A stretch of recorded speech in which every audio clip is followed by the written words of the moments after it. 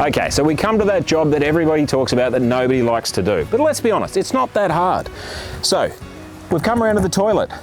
Once again, like all our latches, it's simply use the key, unlock, it pops out. We can now release the latch and we get access to our toilet cassette. Now, it isn't pleasant work, nobody wants to do it, but let's be honest, it's got to be done. Now, you've seen it on car videos and things like that, filmed under controlled conditions. Now, I can assure you folks, this is just water, and we have the okay to be doing what we're doing here. So, what we've got is our toilet cassette. We've taken it out, it's time to empty it. We're free camping. If we were at a caravan park, we find the dump point, or if we're in a local town, there's quite often dump points around. They are not to be emptied into any normal toilet. They are specific dump points. So please do the right thing by everybody and don't tip them anywhere else other than dump points.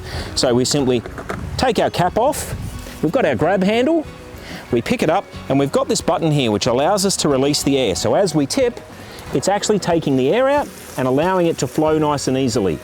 Now that releases all the water, or whatever else we've got in there, of course.